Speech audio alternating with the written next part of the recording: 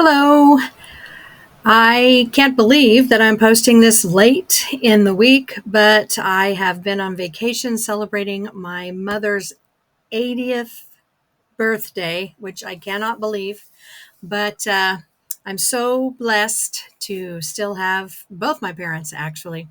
And it was a great time. But anyway, so we are talking about the chapters on teachers and students. In the first essay, I have to say it, my very first takeaway from the chapter Minding My Own Business, Paths Between Text and Self, was the title. Minding My Own Business got a good laugh from me right off the bat, and I knew I was about to enjoy yet another chapter in this text. Um, Another thing that stood out to me right off the bat on page one was um, where she described teacher and made the statement that people often see more about us than we see about ourselves. And that's the very predication of drama. It it took me back to a standout moment from last week's readings about how we don't always think about our own character and personality traits. And to think that a character would do that doesn't make sense. In this case, I think it's saying that in theater, we bring the truth of a person and his or her circumstances on stage, and the audience sees what makes that character tick by observing how we react to the circumstances. In the actor's real life, others can see who they are by how they react to what's happening around them, often better than they themselves because they're in the midst of what's happening. I also enjoyed reading about the exercise where the teacher asked them to engage. They went back and forth reading from a script and telling a story from their own personal life on the teacher's cue. So they'd read from the text, the teacher would say stop, and they would start telling a story from their own life, and then they would be stopped again, and they'd have to go back to reading the script. And as they continued to go back and forth, it was fascinating to me how it was described that the telling of the story morphed into the cadence of the text, and the text became colored with the actor's personal experience. I also giggled at the repeated assertion that there's almost nothing to say about acting. How they kept saying, well, there's almost nothing to say about acting. And then, of course, went on to discuss acting. It stood out to me, too, that Ms. Margolin used the term method frequently throughout the chapter. Though she didn't talk, really about any training in the method per se, she did quote Lee Strasberg several times and talked about creating her own method of acting with her two partners in the Split Bridges company. I also like that name, Split Bridges. I loved the name of their method too, multiple choice. I can understand their ideas of all the different sources from which you can draw to maintain your character on stage. I loved how she talked about the circumstances in trying to figure out this acting thing, and how she brought it all back to saying there's really nothing to be said about acting. I feel that we love it so much, and we study and experiment and think and feel so deeply in an attempt to be good actors.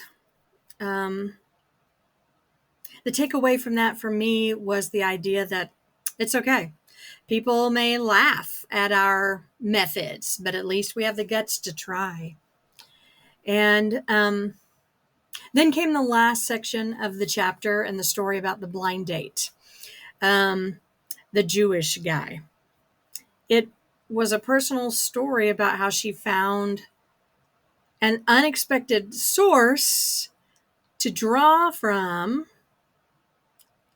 in a new performance of a rehearsed monologue.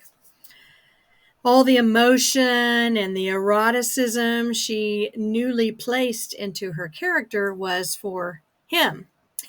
But when they met after the show, he was so rude, and so she left. What an ending. In the second chapter that we read, he comes right out of the gate in the chapter Practicing the Paradox. He comes right out of the gate asserting that the much maligned method encourages actors both on stage and off to understand their experiences as metaphors for their character's behavior on stage. It stood out to me that he addressed this paradox but did not have those terms to describe what I was thinking. He believes that practicing the method supports the actor's ability to live in this paradox. He further believes that practicing the method trains actors to come up with metaphor behaviors that help in character development. And he cited Strasberg's claim that concentration is at the center of what we think of as imagination. A standout section for me was when he described what most people thought of as concentration, a singular focus that eliminates all distractions. He then described what is involved with an actor's concentration, which by contrast is very active. And an actor's attention moves from the script to the impulse to speak the lines, to connections, to emotions, and private imagery that goes along with those lines and gives them life. To the physical score of the performance and to fellow actors' reactions and expressions. My goodness.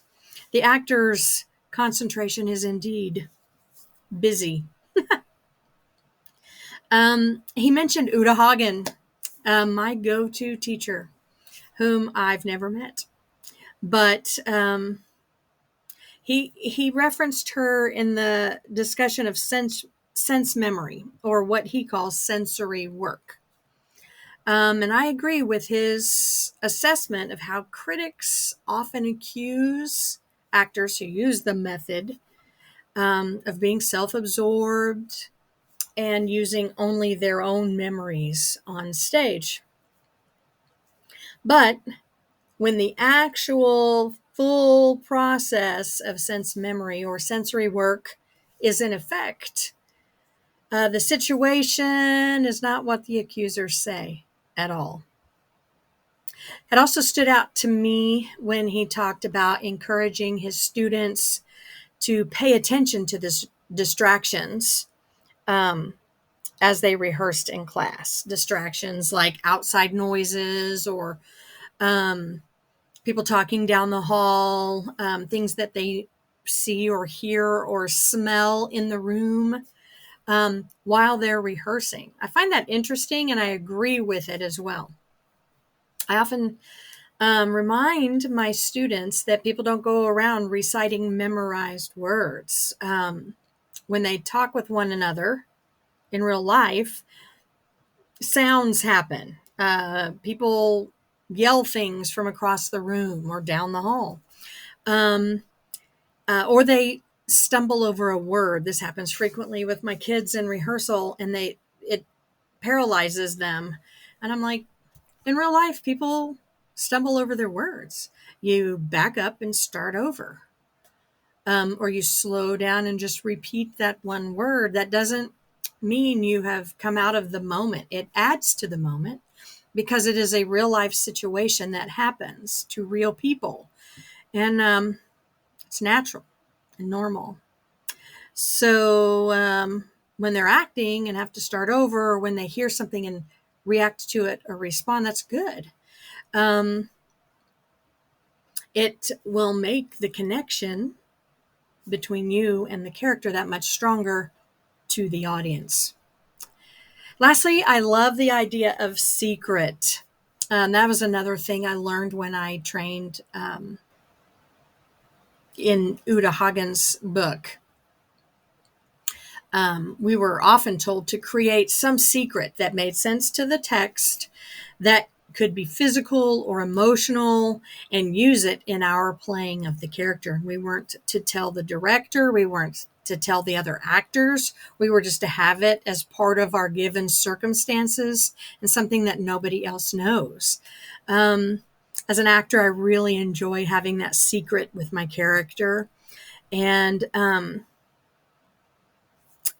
so I often ask my students to do that especially when we're in rehearsal, and have them find a secret for their character to play. Because though the other actors and the director don't know specifically, they'll see it and feel it in the performance, and so will the audience.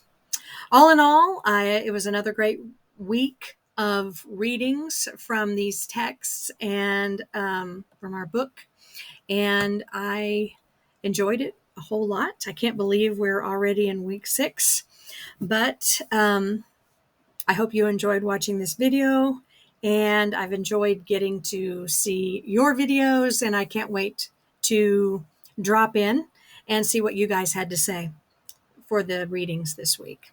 Thanks, guys.